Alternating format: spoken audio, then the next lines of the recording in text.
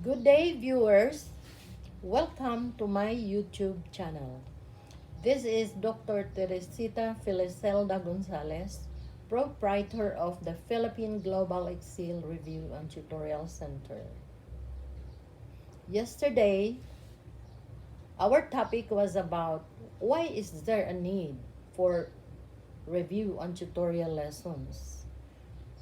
It is because it is very essential for learning, most essential for enrichment of what has been learned in actual classroom lectures.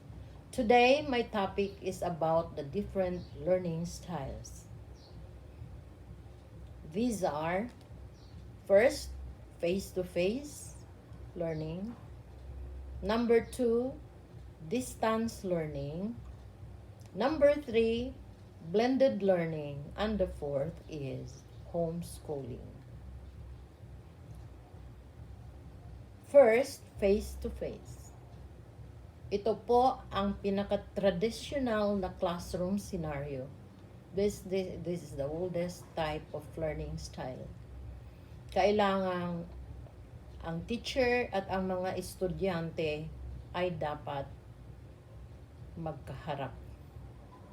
Nasa palagay ko, marami ang ayaw sa time na to sa pandemic kasi takot po ang parents, students, and the teachers na magkahawaan sa COVID-19. Malinaw po ang panganib na ma-infect. At mas malinaw po na ito ay gagamitin lamang sa mga lugar na walang banta ng COVID-19. Babawasan din po ang bilang ng mga mag-aaral at dapat i-observe ang minimum health standards, yung paggamit ng face mask, paghugas ng mga kamay, at ang pag-practice ng social distancing. In this type of learning style, napakahirap po ma-materialize. It's because kulang na nga tayo ng school buildings, mas kulang pa sa mga classrooms to be used for actual classroom discussions. Number 2, distance learning. By the word itself, distansya, no? Distance. First, under distance learning is online distance learning. By online learning, education that takes place over the internet, often referred to as e-learning, among others. However, online learning is just one type of distance learning. This is the umbrella term for any learning that takes place across distance and not in a traditional classroom. Example for these are open universities. Sa online learning na to, ang mag-aaral ay gamit ang internet, laptop, and it can be phones, cell phones. Maaari itong synchronous, meaning to say, there should be real time, ibig sabihin, kailangan mong mag-online sa oras ng iyong klase. So there should be Wi-Fi connections.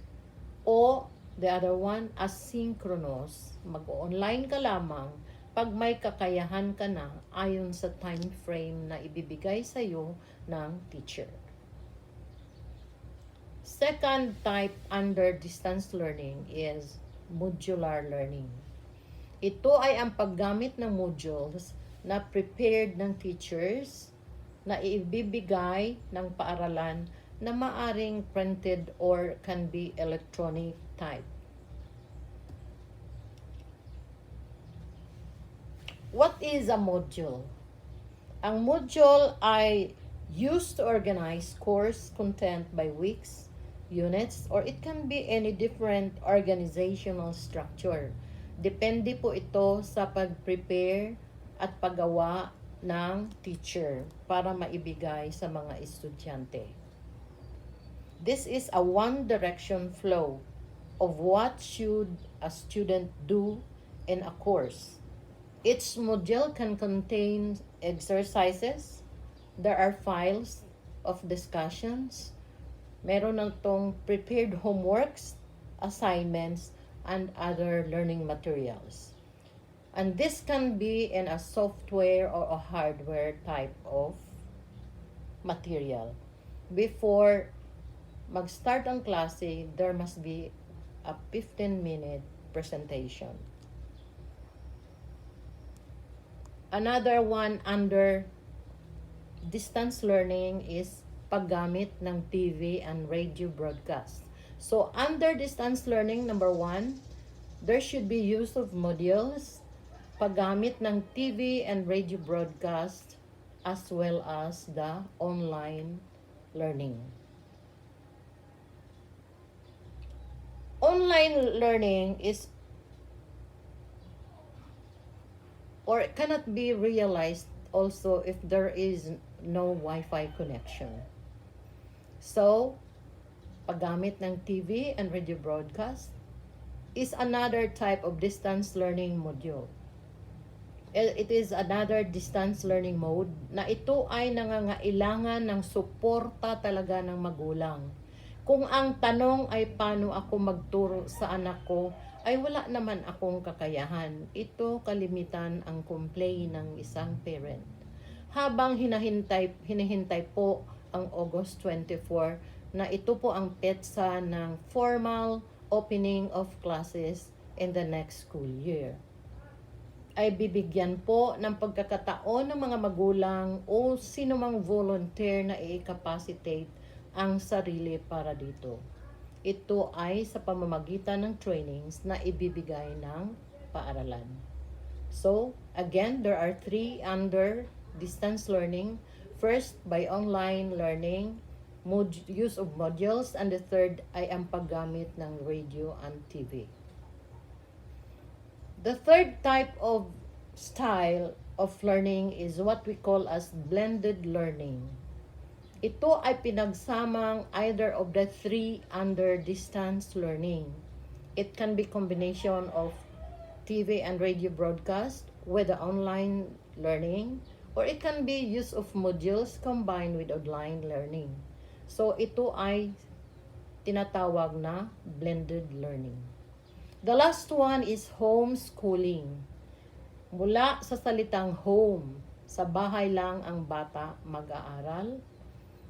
Ang bata ay nasa bahay kasama ang magulang bilang guro.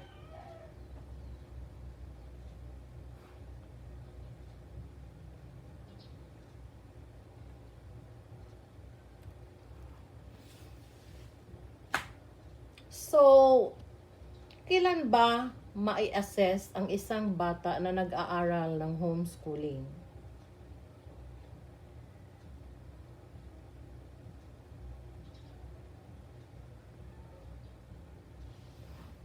Ito ay may prepared assessment by DepEd para ma-assess ang bata, and then when the student is already ready for the examination, then it can be conducted already. This is homeschooling. So yon, 4. So there are 4 styles of learning. First, face-to-face. Second, distance learning. Third is blended learning. And the fourth one is homeschooling. Meron akong nakalista ditong advantages of online learning as well as their disadvantages. First, under advantages is flexibility. Students have the freedom to juggle their careers in school because they aren't tied down to a fixed schedule. Diba? Fixed ang schedule natin sa formal schooling ng face-to-face. 7 to 12 until 1 to 4 p.m. Sometimes from 8 to 12, then 1 up to 5 p.m. Second advantage is reduced cost. Time, money, and effort ay nare-reduce po dito sa online learning. Why?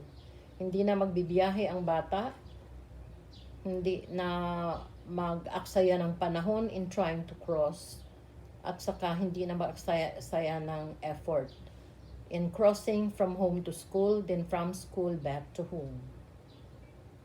Number 3, networking opportunities. There are really opportunities in networking while learning at the same time sa lecture online ng mga teachers. There are also opportunities for the students to Google or to go to other services under online. Number 4, documentation. Sa laptop or sa cellphones, you can document and do files para masisave natin kung ano man yung mga lessons na binibigay ng teacher. Number 5, increase in instructor-student time. There is no fixed time for online learning. Nasa bata, nasa teacher, mag-extend ba sila ng 30 minutes, 40 minutes, or even for 1 hour during their lecture. Kasi ito ay online. Next, access to expertise and work from anywhere at any time. It's not that always during online teaching, nasa bahay lang ang bata. It can be outside, it can be anywhere, but as of the moment where we are suffering the crisis of the pandemic, sa bahay lang talaga muna. Kung wala na itong COVID-19, it can be anywhere. But maybe, balik na naman tayo sa face-to-face learning. Review lectures instantly. During online, it can easily be done yung pag-review ng yesterday's lessons kasi pag on mo sa laptop at yun, nag-online na ang bata and the teacher, they can do review immediately of the lessons, of the previous lessons. Another advantage is less intimidating. It's because when it is a face-to-face type of learning style na i-intimidate yung bata if they cannot answer in a particular question asked by the teacher. The next advantage is there is more time to think before sharing. So may tamang time na naiisip ng bata bago mag-share sa other classmates. There is a focus also of ideas. And there can be group communication and a diversity of ideas of the student na i-share ito sa mga classmates during online learning. Now, I have listed also some disadvantages under this type of learning. Disadvantage of online learning for students. Number 1, online course require more time than on-campus classes. It's because on campus a fixed period, you go immediately to the next period as scheduled. Another disadvantage is make it easier to procrastinate. If naka-online ang bata, it can be ang bata ay sabihin lang, I don't like to attend the online lesson. Whereas in face-to-face classroom lesson, meron talagang calling roll call para sa mga bata. Formal schooling kasi yun. Another disadvantage is online courses require good time management skills on the part of the teacher. Kailangang maraming strategy sa management ang guro. Another, online course may create a sense of isolation. Bakit isolated? It's because nakadistansya. One student to the other and to other classmates and the teacher, they are far because they are having distance learning. Another, allow you to be more independent. Disadvantage is sobrang independent. There is no sharing. Kasi independente ang bata na sa bahay lang. It require one to be an active learner. So, napipilitan yung bata na magiging aktibo kasi siya lang, wala siyang ibang karamay. Then, it don't have an instructor hounding to stay on a task. The teacher is far, kaya the teacher cannot really say, oh, do it, do this, do that. Then, online courses give you more freedom, perhaps, more than you can handle. Then, require that you find your own path to learning. And the last is to be responsible to your own learning. Nagiging responsable ang bata dito. It's because siya lang talaga, he is alone during online learning. So that is all for today. The best investment in life for me is education. And in education, opportunity is everywhere once you already have the knowledge. And I love to train the young generation for them to be even more successful too than me. So in my case, this is what we call a social responsibility. And this YouTube is the chance to do it. The best way to relay knowledge that people don't pay me my professional fee. Because YouTube is free. Technology revolution is what we call as the latest revolution of the time. And we have our artificial intelligence example using Excel and the SPSS in time to compute for statistical treatment. And artificial machines are done, which examples are robots. The world is really fast changing, and internet is a necessity. There should be adaptation and implementation of such, because what is permanent in the world is change. So that is all for today. So that's it for the video for this day. Thank you for watching, and I hope you like the video and found it to be very useful. Stay tuned for more videos, and maybe you continue to subscribe if you don't want to miss my future content in my videos. I appreciate your feedback, your thumbs up, or even your thumbs down. Or if you like to ask anything or share your opinion, please do so in the comment section, and see you next time. Mabuhay po kayong lahat. This is Dr. Teresita Gonzales. Stay safe and God bless us.